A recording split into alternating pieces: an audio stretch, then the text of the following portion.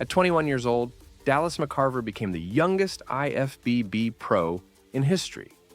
By 26, he was dead, collapsed face first into his kitchen floor with food scattered around his body. The autopsy revealed a heart nearly 3 times the normal size and testosterone levels so extreme they shocked even veteran bodybuilders who'd seen it all. Very insecure kid. You're not going to tell me nothing I don't know. You're not going to tell me nothing I don't see. I wanted it, man. I wanted that so bad. You could tell that he was not well. I just don't want to believe that Dallas was a junkie like that. I'm looking at my life. This is how bodybuilding's golden boy became its most tragic warning sign. But it wasn't always like this.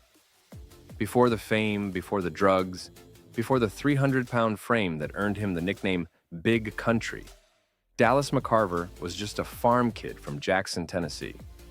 About an hour east of Memphis, he grew up hauling hay bales, feeding cattle, and building fences on a property with 10 horses and 100 heads of cattle. His father had him working from sunrise, and that kind of manual labor built something in him early, a relentless work ethic that most people never develop in a lifetime. Dallas was always big, always strong, and always determined to prove that he could do things people told him were impossible. In high school, Dallas channeled that raw energy into football. He was a natural athlete, explosive and physical, and he played well enough to earn a spot at Bethel University in West Tennessee. But somewhere between the weight room and the football field, something shifted inside him. Dallas fell in love with lifting weights, not for football, for the mirror, for the stage, for that feeling of being the biggest, most powerful person in any room he walked into. He made a decision that shocked his entire family. He was done with football forever. Bodybuilding was his future, and nobody on this earth was going to talk him out of it. Now here's where the story gets absolutely insane. Dallas entered his very first bodybuilding show in 2011 at just 20 years old, the NPC Hub City Fitness Quest. He won the junior heavyweight and junior overall trophies. Not just competed, dominated. His second show, the NPC Battle at the River Championships, won the super heavyweight and the overall. 2 shows, 2 dominant victories. He wasn't just winning. He was making everyone else on that stage look like they didn't belong anywhere near him. Then came the moment that changed everything. In 2012, at only 21 years old, Dallas entered the IFBB North American Championships in Cleveland, Ohio. He took the super heavyweight class. He won the overall. And with that single victory, he became the youngest overall champion at a national show in NPC history and earned his IFBB pro card. The youngest professional bodybuilder in the world. 3 competitions, 3 wins, pro card secured. Nobody had ever done it that fast, that young. He walked into a sport where most guys don't turn pro until their mid-30s, and he was holding a pro card before he could legally buy a beer in half the states in this country. Competed on these stages at this age and done with the success that I've had, and for some reason in my mind that's still not good enough. I put so much pressure on myself, you know. I keep telling myself, like, if I don't win this show, I'm a failure. I set high expectations for myself, and I set high goals, and I work very hard. It's a lot of hard work. And the bodybuilding world took notice immediately. Dallas signed with BSN, one of the biggest supplement companies in the entire industry, becoming a sponsored athlete and brand ambassador almost overnight. He stood 6'1", and in the off-season, he was pushing 312 pounds of pure muscle with a 34-inch waist. That's absurd proportionality for someone his size. Coaches and competitors alike were calling him the undeniable future of the sport. Phil Heath's eventual replacement, the next Mr. Olympia. Bodybuilding magazines were writing full features on a kid who'd only competed in 3 shows. But here's the thing about being called the future of anything. The pressure to live up to it never, ever stops. Between 2012 and 2015, Dallas won 3 out of 5 IFBB competitions, including the 2015 IFBB California State Pro. He placed 13th at his first Mr. Olympia in 2015 and immediately set his sights on cracking the top 10. Under the guidance of coach Matt Jansen, Dallas gained 25 pounds of lean muscle while maintaining the same conditioning level. The transformation was staggering. People genuinely couldn't believe how fast he was growing. It was like watching someone evolve in real time. In the summer of 2016, Dallas made a move that would define the next chapter of his life. He relocated from Memphis to Boca Raton, Florida, to go all in on bodybuilding and become the face of Redcon One, a fast-rising supplement company founded by Aaron Singerman. This wasn't just a sponsorship deal. Dallas became Redcon One's flagship athlete, the centerpiece of the brand's entire marketing strategy. Content creation pipeline, social media campaigns, and product promotion. He was everywhere. Videos, Instagram posts, event appearances, YouTube series documenting his daily training and prep. Between his Redcon One deal, other endorsements, guest posing appearances, his growing social media following of nearly 500,000 on Up, whatever you want to call it. At this Olympia, I look at it as I have nothing to lose. I just want to walk away from here and the general census and opinion about me be, wow, this kid belongs here. I want to show that I'm coming. You know, hopefully this isn't a once in a lifetime opportunity, but you never know, it could be. You never know what tomorrow holds, you know, so I don't think it will be. Instagram alone and competition prize money, Dallas had built an empire worth an estimated $4 million. At 25 years old, in bodybuilding. Let that sink in for a second. But here's what nobody talks about enough. The bigger Dallas got, the more the sport demanded from his body, and the more his body demanded from the drugs. In 2016, Dallas hit the biggest stage in the sport, the Mr. Olympia in Las Vegas. He placed 8th overall, going head-to-head with Phil Heath, Sean Roden, Dexter Jackson, and Big Ramey. For a 25-year-old on the Olympia stage, that finish was nothing short of remarkable. He also won the 2016 Chicago Pro, beating Brandon Curry and Michael Lockett. Then, at the 2017 Arnold Classic in Columbus, Ohio, he placed second behind Cedric McMillan in what many called the performance of his career. At this point, Dallas was on the short list for a top 5 Olympia finish. The trajectory was pointing straight to the top of the sport, but his body was sending warnings that his ambition refused to hear. In March 2017, just 5 months before his death, Dallas collapsed on stage during prejudging at the Arnold Classic Australia. He dropped right there, mid-pose, in front of thousands of fans. His coach Chad Nichols and Dallas blamed it on an upper respiratory infection that had turned into severe bronchitis, combined with weeks of extreme dehydration and depletion from back-to-back contest preps. Dallas posted on Instagram saying he and Chad had considered pulling out, but added, "We all know I ain't made that way." That mentality, the never quit, push through everything attitude, it was the same thing that made Dallas great. And it was the exact same thing that would kill him. For some reason in my mind, that's still not good enough. I put so much pressure on myself, you know. I keep telling myself, like, if I don't win this show, I'm a failure. I set high expectations for myself, and I set high goals, and I work very hard. It's a lot of hard work. It's hard work that most people don't realize. You know, maybe I'm too hard on myself. Maybe I expect too much. But then again, you gotta shoot for the moon, and if you miss, you land in the stars, they say. If I can't do it and enjoy it, I don't want to do it. My life is too short. If one morning I wake up and I can never step foot in the weight room again, I want to be happy. If I have an injury that ends all of this and I'm laying in my bed, you know, in a hospital bed or whatever, if I can look at myself and honestly say, hey, I blew it doing everything I could in my power to go where I wanted to go, I can sleep with that. What I can't sleep with is doing this for 20 years half-assed, never getting to where I want to be and dying old. When Dallas was released from the hospital in Australia, doctors advised him to get a full cardiac evaluation back in the States. He never did. He never followed up. Not a single appointment. He went right back to training, right back to pushing his body to the absolute limit. According to insiders, after a brief period where he pulled back on the drug protocols, he ramped everything right back up. At a guest posing appearance shortly after, he reportedly stepped on stage at a massive 330 pounds, over 20 pounds heavier than his competition weight. That kind of rapid gain told everyone in the know exactly what was happening. The gear was flowing heavier than ever before.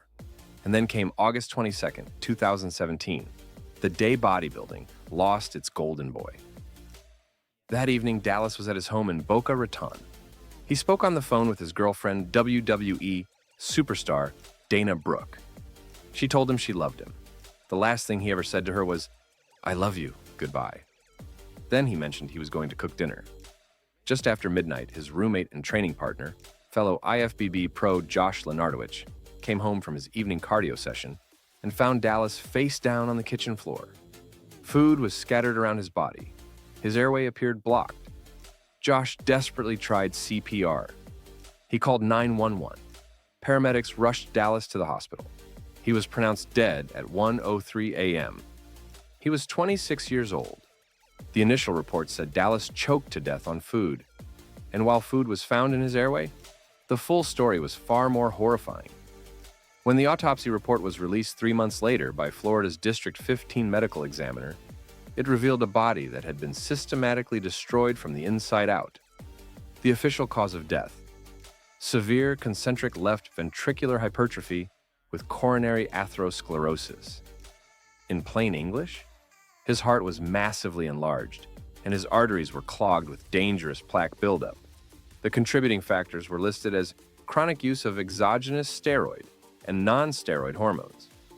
But here's what sent absolute shockwaves through the entire industry. Dallas McCarver's heart weighed 833 grams. A normal adult male heart weighs around 300 grams.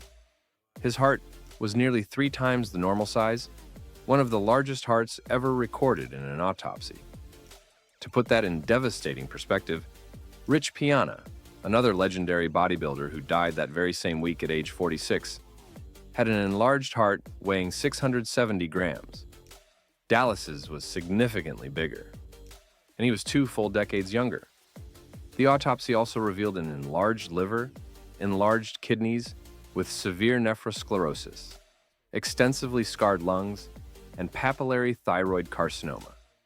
He had thyroid cancer and didn't even know it. His blood showed dangerously high LDL cholesterol, critically low HDL cholesterol, elevated liver enzymes, indicating severe liver damage, and a chronic cough caused by scar tissue slowly replacing his functional lung tissue. And then came the testosterone numbers. This is where it gets truly unbelievable. His blood showed testosterone levels of 550 nanograms per milliliter. Converted to the standard measurement, that came out to roughly 55,000 nanograms per deciliter. The normal range for a healthy adult male is between 300 and 1,000 nanograms per deciliter. Dallas's levels were approximately 55 times higher than the top end of the normal range.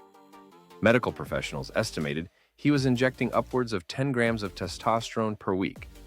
They also found trenbolone metabolites in his system, an anabolic steroid notorious for sending blood pressure and cholesterol to dangerous levels. He tested positive for caffeine and marijuana, but neither contributed to his death. His heart simply couldn't take it anymore. Years of growth hormone had caused his heart to enlarge far beyond what its own nerve supply could sustain.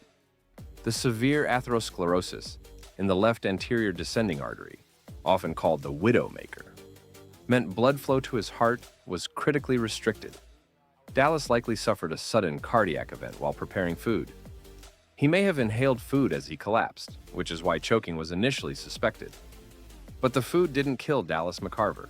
His own body, pushed far beyond any human limit, finally gave out. And here's what makes this even more heartbreaking. Dallas was warned. He collapsed on stage in front of the entire world. Doctors told him to get checked out. His coach Matt Jansen had carefully managed his protocols at one point and helped him make incredible progress the right way. But Dallas switched coaches, ramped up the doses, and pushed harder than ever. He had that fire, that unbreakable drive that took a farm boy from small-town Tennessee to the biggest stages on the planet. He believed he was invincible. And in a sport where bigger always means better, slowing down felt exactly like losing. The bodybuilding community was devastated. Dallas and Rich Piana dying in the same week in the same state, forced a reckoning the industry had been avoiding for decades. The unspoken agreement that everyone uses performance-enhancing drugs, but nobody discusses the consequences, came crashing down. Coaches and commentators openly discussed the drug culture that creates physiques. The human body was never designed to carry. Dana Brooke posted a gut-wrenching tribute on Instagram, writing, "You are my life." She launched the Dallas McCarver Foundation to benefit underprivileged children, something she said Dallas would have been passionate about. Josh Lenardowicz, the man who found his best friend dying on that kitchen floor, went on to compete at the 2017 Mr. Olympia just weeks later, dedicating his entire performance to Dallas's memory. Dallas McCarver had everything. Genetics that coaches called once in a generation. A work ethic forged on a Tennessee cattle farm. Charisma that drew 500,000 followers. A girlfriend who adored him. A $4 million empire built before most people even figure out what they want to do with their lives. And all of it was taken away because the same drugs that built his career destroyed his body from the inside out. He was 26. He had a heart 3 times normal size. Testosterone levels 55 times above the healthy range. Clogged arteries that belonged in a 70-year-old man. Cancer he didn't know about. Failing kidneys and scarred lungs. And still, even after collapsing on a stage in Australia with the whole world watching, he kept going. Because in bodybuilding, stopping means someone else takes your spot. And for Dallas McCarver, that was a fate worse than death. Until it wasn't. This, you know, I put so much into this for the last 6 years. I wanted it, man. I wanted that so bad. The last 2 shows I wanted, you know, and I feel like I let a lot of people down. I'm sorry, but I promise you this.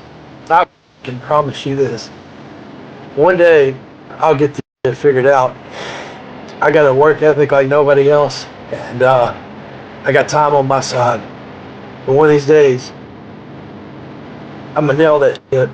Every one of you guys. One day, we're all gonna be able to say, we were right. It ain't a matter of saying I told you so. I love you guys. So let me ask you this. If the sport's brightest young star, the man everyone said would be the next Mr. Olympia, couldn't survive what it takes to get there, what does that really tell us about the price of being the best? Drop your answer in the comments below.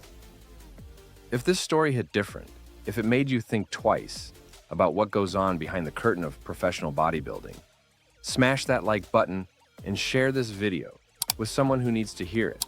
And if you're not subscribed yet, hit subscribe and turn on notifications because the stories we tell on this channel are the ones nobody else wants to touch. You don't want to miss what's coming next.